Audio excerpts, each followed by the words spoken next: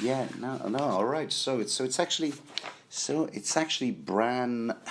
So it's actually Bran 1. I got it wrong last time because I said last time I said the next chapter was going to be Davos 2, but no, I don't know how I got this idea that this chapter was going to be Davos 2, which is actually the chapter after this one.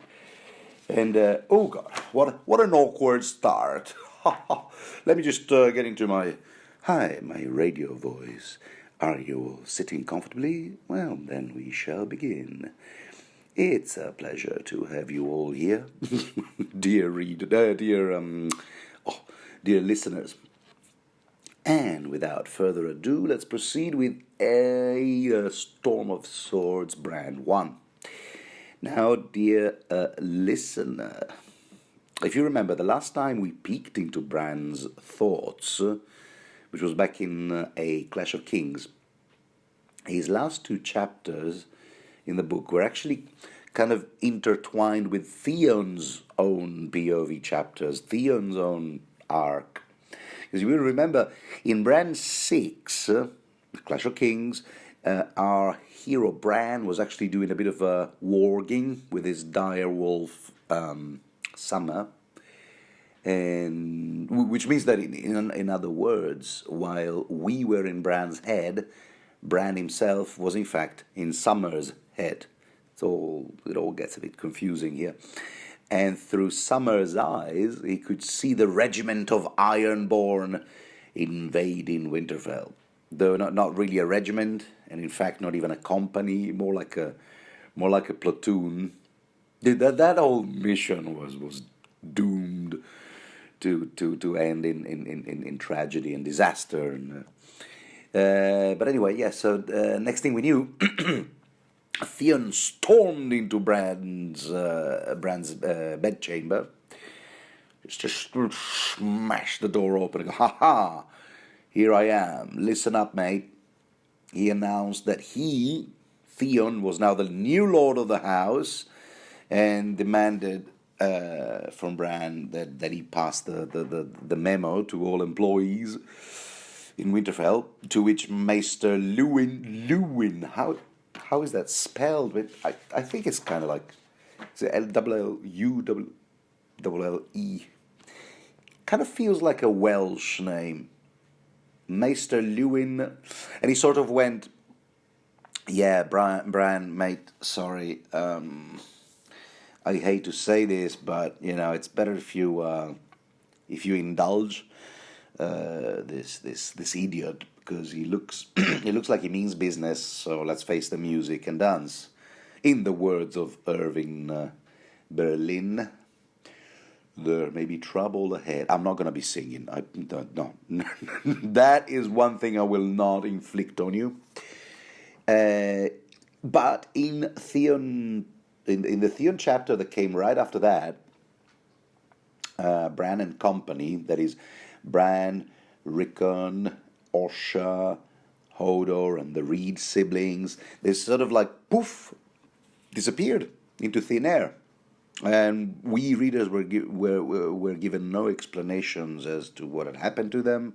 Did they escape with Osha's help? It's kind of like there was a sort of like a double triple. Game Osha was playing, pretending to betray the Stark brothers, so that she could get into Theon's trust and the circle of trust, as it were, so that she could then whisk them away.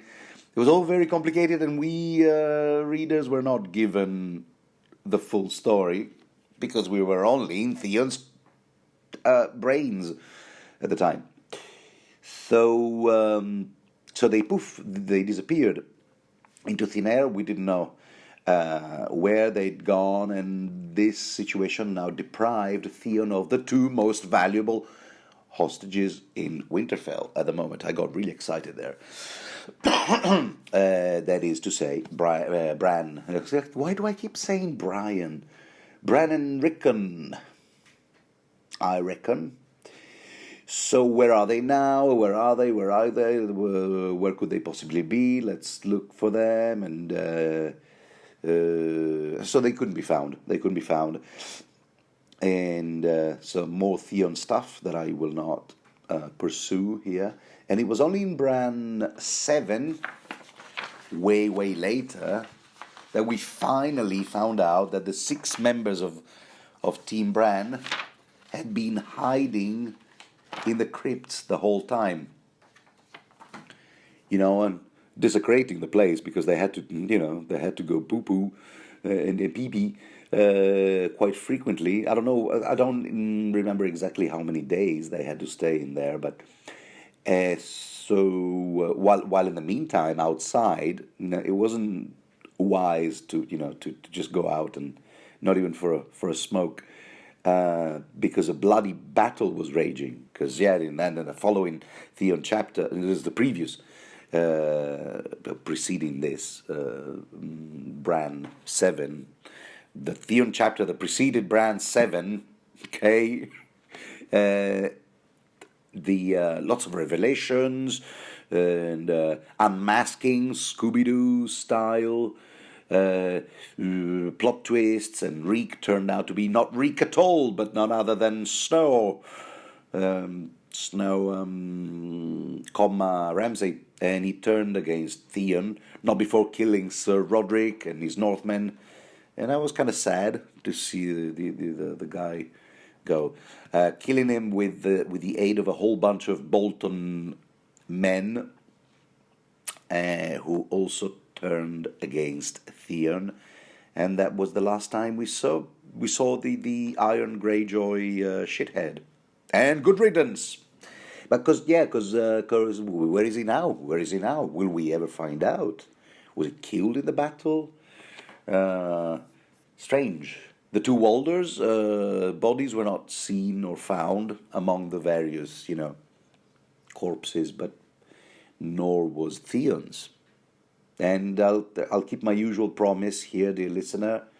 In the off chance you are a first-time reader, you won't get spoilers from me in this series. I will only be looking back and not forward. So Bran and company finally emerged out of the bunker, the crypts, with swords, which they quote-unquote borrowed from the statues, the tombs of Bran's and Rickon's ancestors. These statues come with actual swords that can be used in combat. And I don't know why it shouldn't be so easy to detach them from the statue's hands. I mean, think about all the work that these sculptors put into it, and then you think they'd come up with a better system so that for example, the hilt of the sword itself could be made of the very same marble or stone as the rest of the statue, because at the end of the day, who cares? These swords were not meant to be used as real swords anyway, even though the blade is kind of real and sort of sharpish, I like to think. But no, Bran, what's his name? Team Bran apparently had no trouble, detaching the swords. 3 or 4 of them. Three of them. Later on we'll have an explanation as to who got which sword. So they emerged to a deserted Winterfell, now in ruins, and only Maester Lewin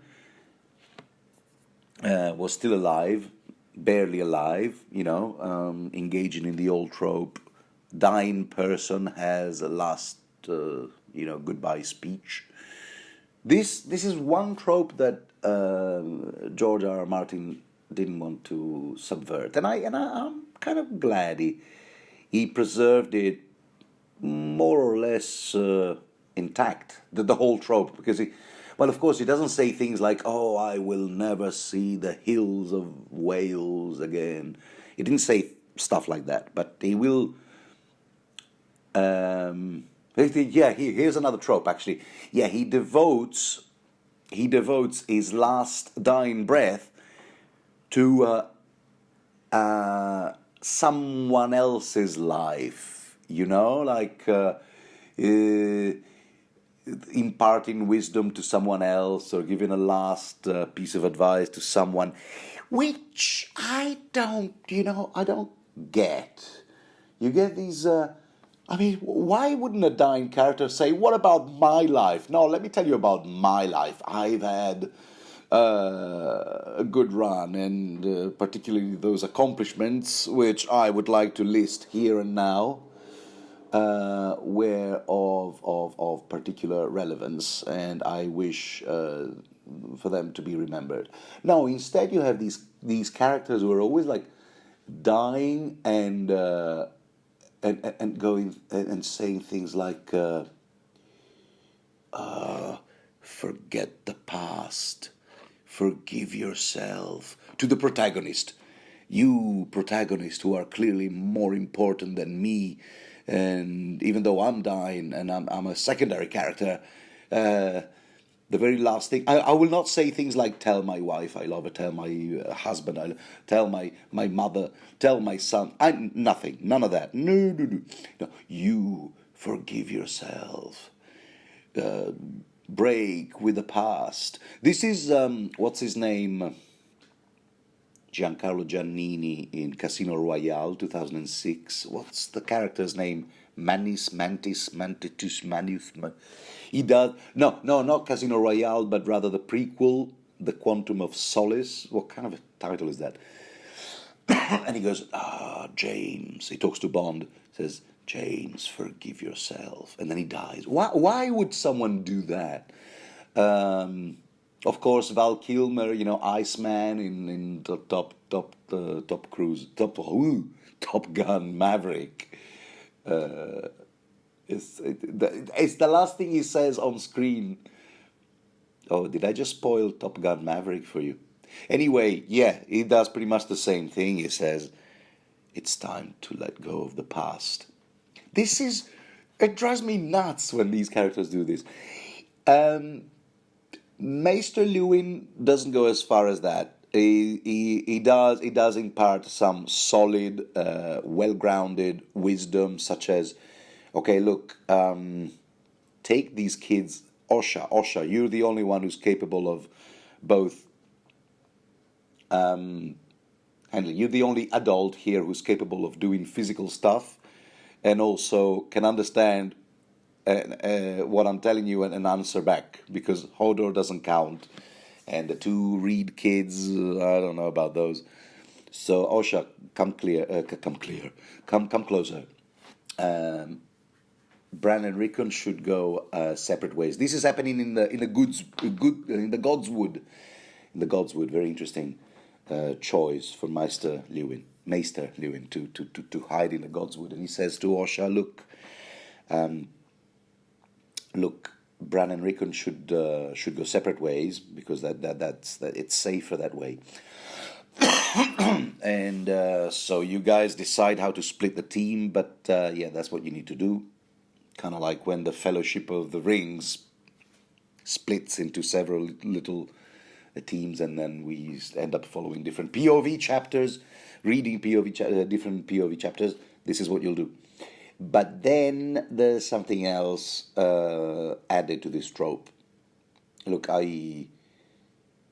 which I like, because it makes Master Lewin still alive more realistic. It's like, look, I have lost lots of blood, blah blah blah. I've been wounded, and so on and so forth. But I just won't die.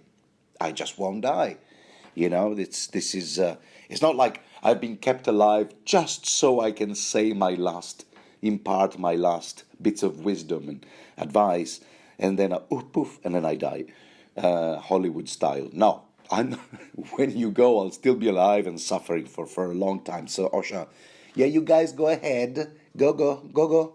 Osha and I have something to discuss. And he goes, Osha, look discreetly. Give me a mercy killing, because, look at me. Where am I going? You might as well just please. So Osha does that, and she does it off screen, and it must have been a very poignant moment. It must have been a very poignant moment, but we didn't get to see it. So I like to think that it was all like, yeah, and Osha was all like, yes, yes, let's do this. Oh, and then she said some free folk stuff like, "You're with the gods, old men," and then she closed his eyes, and I like to think that she did all those things. Um, and you know what? As much as I like, yeah, look, I don't remember it off the top of my head. The name of the actress who played Osha in the TV series. So I've got her right here, Natalia Tena, on IMDb as an actress. See, IMDb uses the word actress, so and so will I. And it says the name sounds almost kind of like Greek, possibly. Yes, Argentina, English actress and musician. Okay, yes, she's played Nymphadora Tonks in the Harry Potter film series. Yeah, I barely remember her in that. And the Wild Ling at the time of at the time of right now, Wild Ling is two separate words on her bio in IMDb. Wild Ling. So Wild Ling. It's a different thing. It's not a compound word. She played the wildling Osha, and I like, as much as I like her, I first came to notice her in, she plays the rebel chick in what's it called? All About a Boy. No, About a Boy with Hugh Grant, and then but the first time I kind of like placed two and two together and go, yes, it's the same actress. Was in that Christmas episode of Black Mirror. And I thought she was really good there too. She's nuts. The character she plays, the one with John Hamm, and it was interesting. Yeah, as much as I like her, you know what? In my mind, she is not Osha. In my mind, Osha is different. This is one of those cases where, no, I have no trouble picturing a different face, features, physical, appear body frame, rather than the actor who plays the character. This is one of those cases because Osha, well, in my mind, she's more of a warrior. She's way taller and skinny. I know I just picture her as something more savage and you know what? Even in the Theon's takeover hijacking of Winterfell, she goes in the series. She goes the TV series. She goes, "Give me a spear. I want to serve." And Theon goes, "Yeah, so that you can stick it in my heart." I don't think so. Oh no. But in the books, as far as I remember, she is given a spear because everybody knows about her physical prowess, and she was a warrior back where she was from, and a fighter. But instead, in the HBO series, they have her say things like, "Oh well, not with a spear maybe, but oh la la," and you can almost picture a saxophone music playing in the background. There's more than one way to serve, and that which felt like just a HBO series, ploy to get the viewers to see more nipples. I don't know. See, different character. In my head, yeah, Book Osha is Book Osha. So long, huge detour, but we're back on track. So Master Lewin, is exited ACOC, A Clash of Kings, and the rest of the team, the rest of Bran team. Okay, so Osha took Rickon. Imagine that. Oh, and what's the name of the dire wolf? Shaggy Dog. So the three of them, that would have made such a good separate POV, but I guess you don't want to add too much, too much stuff in the grinder. It's already grinding to a halt. It's slowing down enough as it is right now without even more POV chapters. But the bottom line is, we don't know where they went. As for Team Bran, we do know whether they're heading north.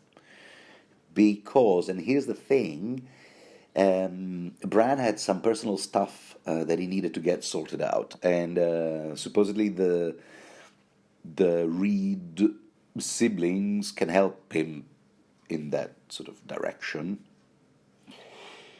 And that's wow. It took me 20 minutes to summarize, but I hope you're welcome, dear listener. This recap, because it's been a while since we last saw Bran, and that was how and the circumstances under which Bran exited a Clash of Kings, and now welcome back. He returns, he reappears in his first POV chapter in A Storm of Swords. Now, the timeline I found online, if you'll excuse the assonance, this is a spreadsheet called Most Precise ASOIAF timeline in existence. Something you can find online, and I think it keeps being updated by various users on Reddit. This timeline places this chapter before Davos gets rescued from the rock he's hanging on to in the middle of the sea, of the Blackwater bay, also before Jon encounters Mance Rayder, and before Sansa meets Olenna,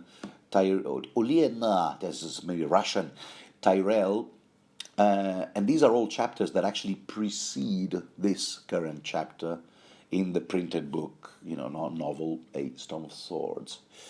So there you go. What's the significance of that? The placing of these chapters and the order plays to a sort of like a counterpoint type of, I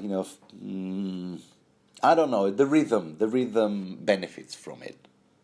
Not that I try to read them in a strictly chronological timeline, so I wouldn't be able to appreciate the difference right now, but it's certainly something that I did and I plan to do when we get to Feast and Dance, but more on that later.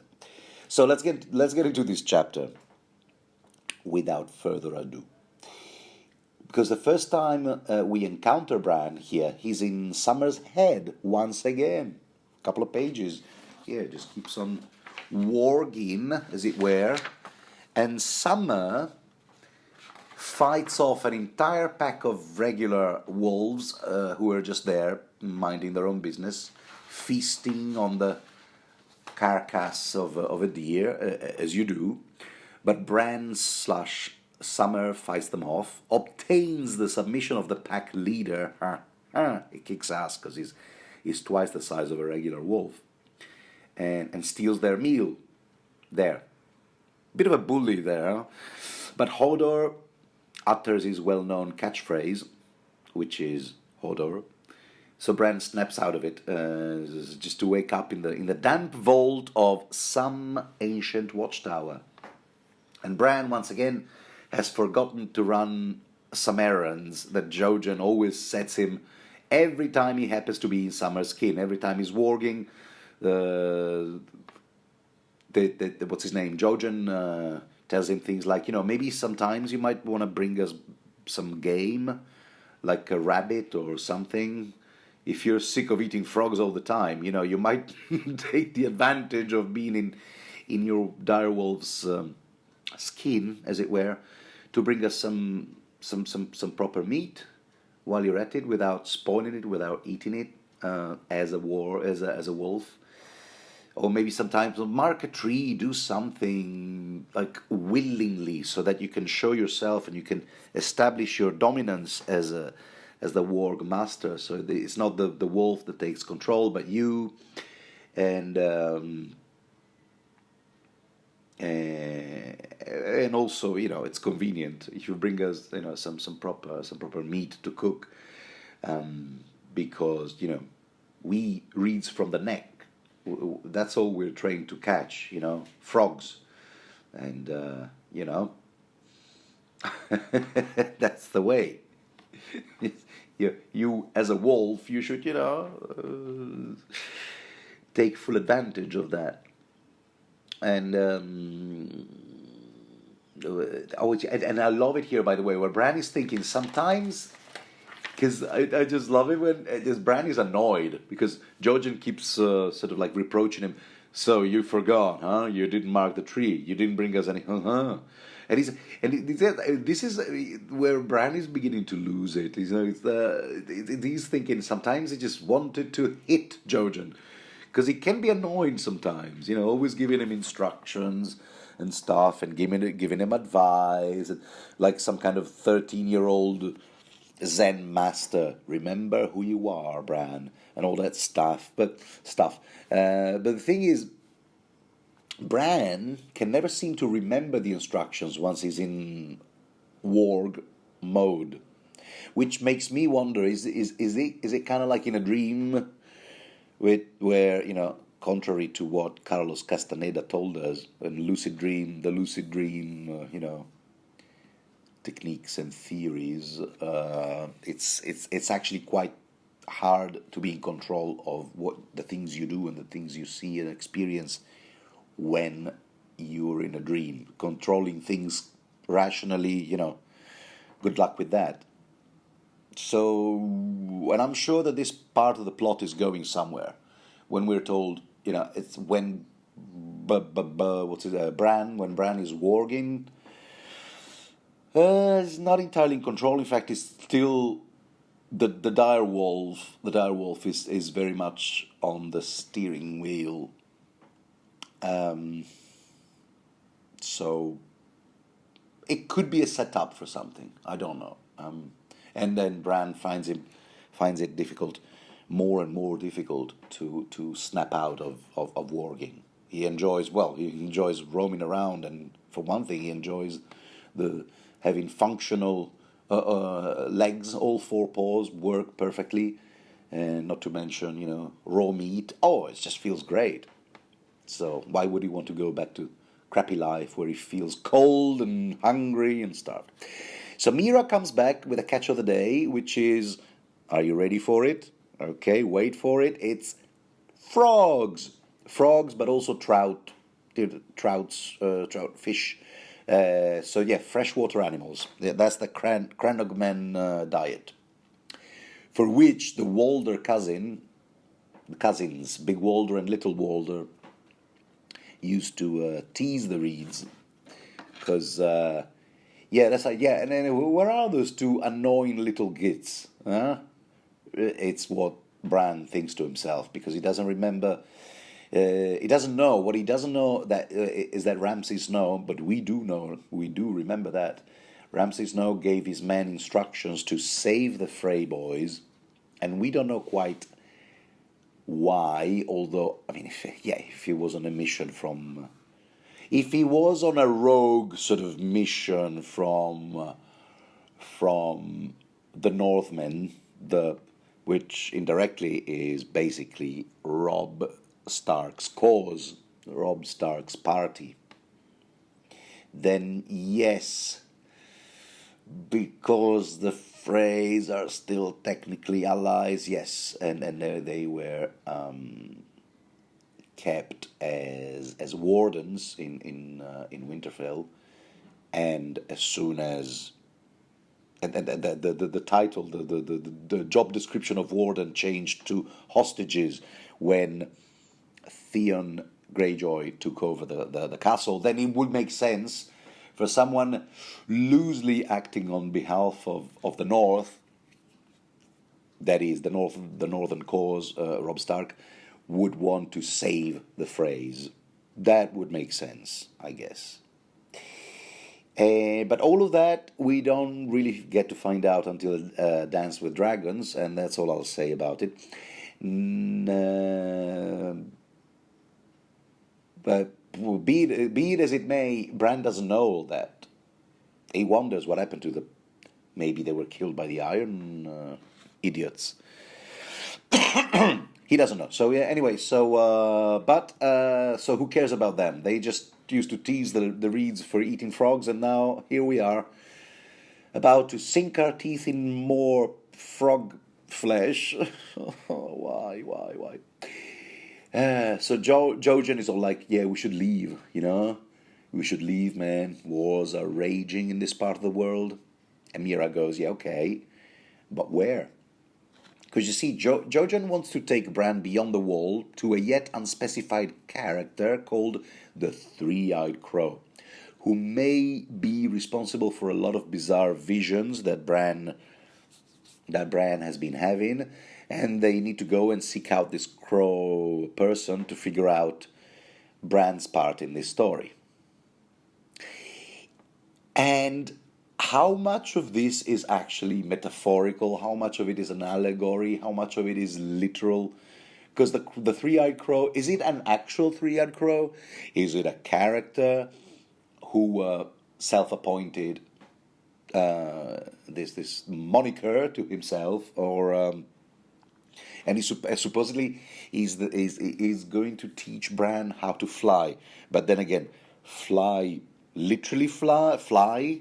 Well, is it to open his third eye, the mind's eye, some kind of paranormal, what you call ESP type thing, or is it literal? Is it metaphorical? And indeed, isn't it? Could it be meta? Could it be meta? It's like the three-eyed crow is in fact the person who runs this entire thing, and it is the actual author of the Song of Ice and Fire. And wouldn't that be really cool if they actually went and they found, look, and there he was, the three-eyed crow, and it was a weird bearded man wearing the navy cap, and there he was typing on a typewriter this very story, and I hope it was typing this very story. It better be typing this very story and not something else.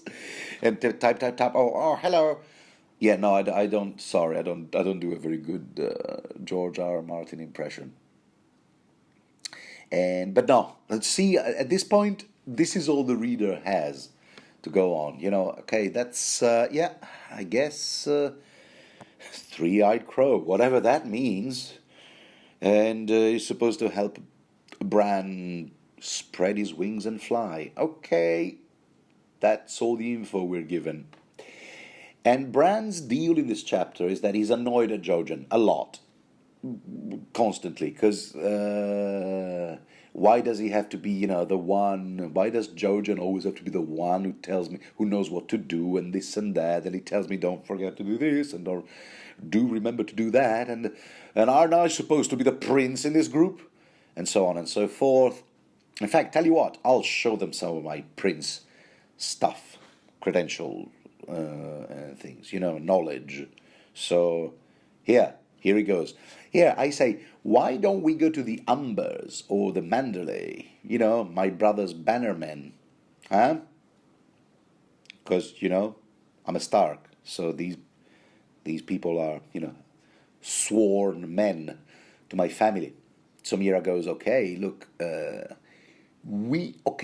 enough. We may have a general idea of what might be better for us, but ultimately, dude, you are our, what's the word, a liege lord. So yeah, choice is yours, like they used to say on Blind Date.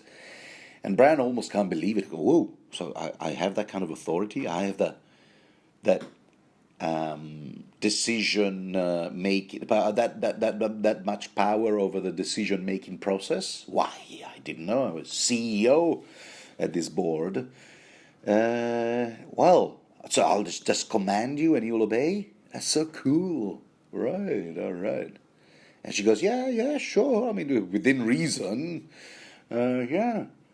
So Bran comes really close to taking a bad decision because he's thinking, among other places to go, he just mentioned the Umbers up there in, I forgot what the region is called, the Mandalay and White Harbor.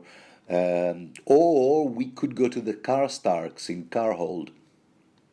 Because Bran obviously doesn't know. There's a lot of things Bran doesn't know.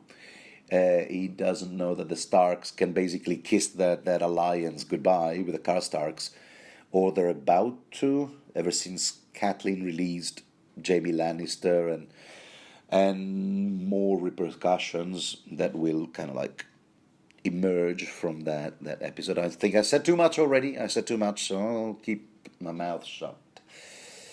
So anyway, so Bran thinks about it a bit, and then realizes that, and this is a sad kind of thing, but yeah, sad reality of life, that Karstarks, Mandalays, Umbers, for all he knows, they might all be dead.